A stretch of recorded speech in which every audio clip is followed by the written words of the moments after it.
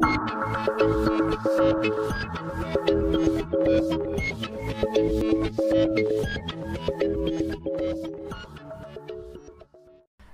मैं हूं दिग्विजय और आप देख रहे हैं तर्कज्ञान।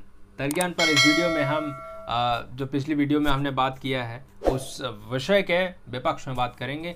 तो एक बार फिर से मैं आपको बताऊंगा कि ये डिबेट कंपटीशन कौन आयोजित कर रहा है, कहाँ आयोजित होने जा रहा है, कौन आयोजित कर रहा है, सारी चीज़ें मैं एक बार फिर से आपको बताऊंगा।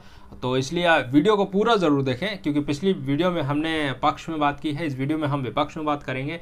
तो हो सकता है कि आपको विपक्ष का आर्गुमेंट नहीं चाहिए, लेकिन आपके दोस्त को चाहिए हो तो ज़रूर सुने, और सुनने के बाद नए विचार आपके मन में ज़रूर आएंगे तो आप अपने दोस्त को बता सकते हैं। क्योंकि आप ये ध्यान रखें कि टीम में जाएंगे अगर आप, तो एक पक्ष में एक विपक्ष में बात करेंगे, तो निश्चित तौर पर आप पक्ष की वीडियो भी देखें, विपक्ष की भी वीडियो देखें, और आपस में जब विचारों का आदान प्रदान होगा तो मजबूत तर्क बनेंगे।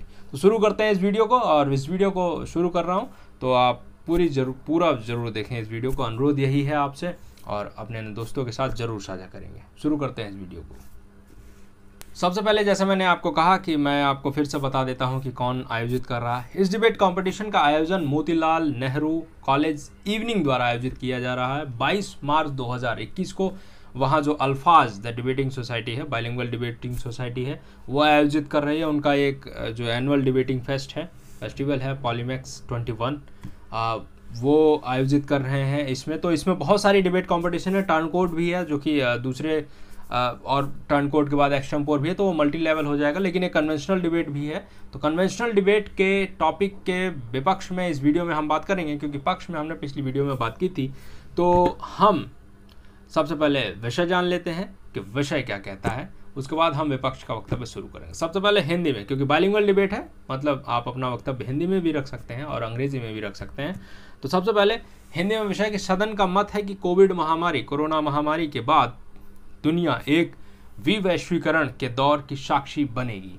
तो ये आपका जो है विषय है हिंदी में। अंग्रेजी में विषय को जानते हैं। अंग्रेजी में विषय कहता है this house believe that post pandemic world will witness an era of deglobalization. ये आपका अंग्रेजी में विषय है। तो अंग्रेजी में ये जो विषय है, इस विषय को आपने ज़रूर ध्यान से देख लिया होगा, नीचे लिखा हुआ आपको दिखाई दे रहा है। तो शुरू करते हैं विपक्ष का वक्तव्य।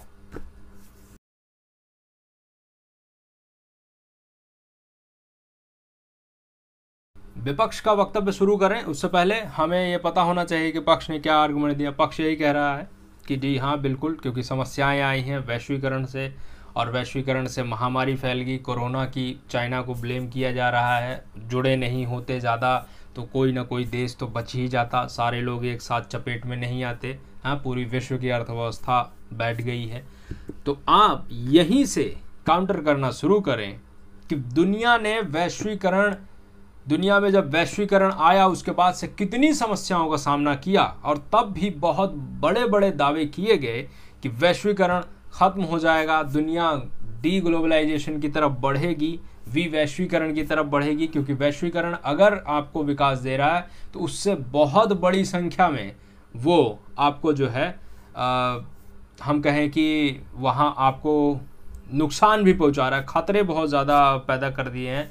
उन खतरों का जो सामना है वो हम नहीं कर पा रहे हैं, इसलिए विवैश्वीकरण की तरफ दुनिया बढ़ेगी बहुत सारे। जैसे उदाहरण के लिए लीजिए 2008 में जब आर्थिक मंदी आई तो कहा गया जी दुनिया जो है विवैश्वीकरण की तरफ बढ़ेगी, क्योंकि कनेक्ट होने की वजह से। वो एक एग्जांपल देना कि पूरा का पूरा अगर एक सर्कल जुड़ा हुआ है, एक चैन है, उस चैन में अगर किसी में भी एक में समस्या आ गई तो पूरी की पूरी जो है, मतलब एक कड़ी में अगर समस्या आ गई तो पूरी चैन खराब हो जाती है, वो वाली बात है। तो दुनिया जो है चैन की तरह जुड़ी हुई है, इसलिए एक चैन खराब होने की वजह, एक कड़ी खराब होने से पूरी चैन खराब होती है। इसलिए दुनिया सोचती है कि हम डी ग्लोबलाइजेशन की तरफ बढ़ें। लेकिन क्या यह वास्तविकता है? नहीं है। 2008 का एग्जाम्पल आपके सामने है।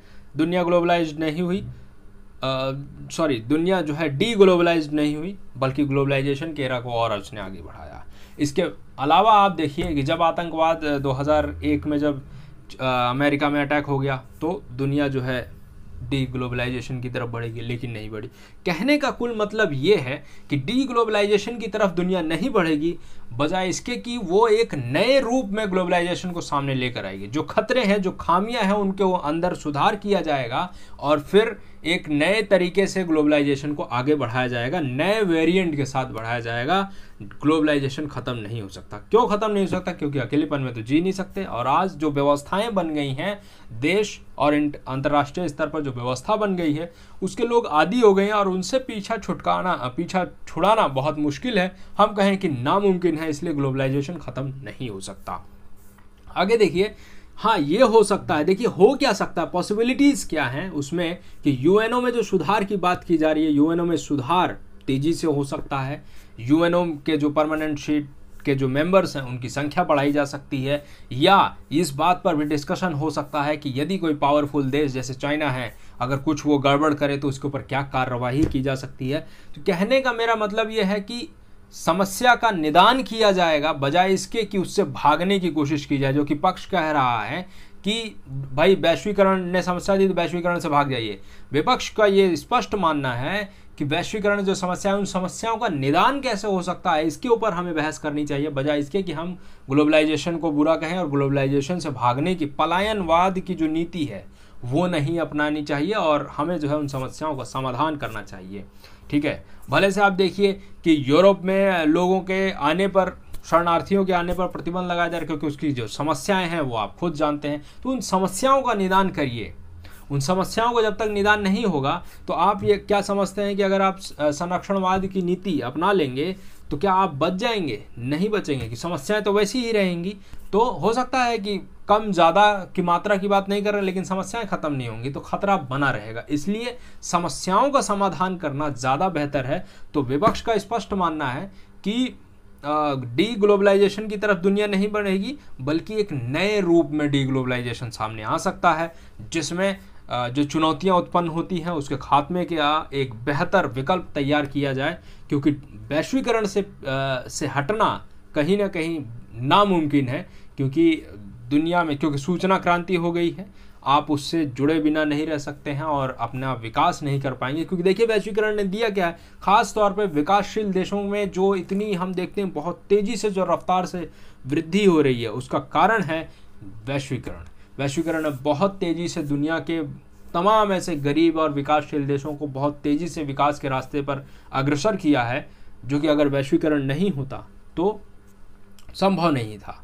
अब देखिए कि डी ग्लोबलाइजेशन की बात कौन कर रहे हैं, वो विकसित देश कर रहे हैं जिन जो स्वाधीन सुविधा संपन्न हो चुके हैं। उन्होंने वैश्वीकरण का इस्तेमाल करके अपने आप को साधन संपन्न बना लिया, सुविधा संपन्न बन गए वो। अब वो कहते हैं कि नहीं, हम जो है वैश्वीकरण को रोकते हैं, क्योंकि बात वही आ रही है कि हमने लाभ उठा लिया, अब हम दूसरे को लाभ नहीं उठाना देना चाहते हैं। तो विश्व व्यवस्था में परिवर्तन कैसे होगा, इस पर बहस छिड़ी हुई है। इसलिए मुझे लगता है, और विपक्ष में होने के नाते ये मैं मानता हूं कि वैश्वीकरण खत्म नहीं होगा या दुनिया विवैश्वीकरण की तरफ नहीं बढ़ेगी, बजाय इसके कि दुनिया एक अलग तरीके के वैश्वीकरण की तरफ बढ़ेगी, जिससे वो नए वेरिएंट के रूप में वैश्वीकरण को सामने लाएगी और जो चुनौतियां हैं उनसे निपटने का बेहतर विकल्प रखेगी। तो ये कुछ आधार थे। विपक्ष में आप अपना वक्तव्य इस तरीके से रख सकते हैं, या आप सुनने के बाद नया आपके मन में विचार आया होगा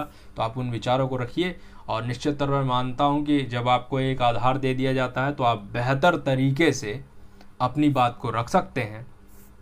ये बहुत हम कहें कि अच्छा रहता है कि हमसे पहले कोई बोल के जाए। खास तौर पर डिबेटर्स के लिए कोई पहला वक्ता नहीं बनना चाहता है, तो इसलिए मैंने पहले वक्ता की भूमिका निभा दी है। अब आपकी जिम्मेदारी है कि आप इस वीडियो को ज़्यादा से ज़्यादा लोगों तक पहुँचाएँ, और ताकि वो लोग भी सुने और पहला वक्ता होने के बाद जो फ़ायदा मिलता है उसका लाभ भी वो उठाएं। तो अपने अन्य दोस्तों के साथ इस वीडियो को ज़रूर साझा करें, तर्कज्ञान को सब्सक्राइब अवश्य करें, और कोई प्रश्न है तो जानना चाहते हैं और तो कमेंट बॉक्स में लिखें, निश्चित तौर पर उस पर प्रतिक्रिया दूंगा मैं। और मिलेंगे किसी और वीडियो में किसी और डिबेट कंपटीशन के विषय के साथ, या किसी और महत्वपूर्ण चर्चा किसी और महत्वपूर्ण विषय के साथ।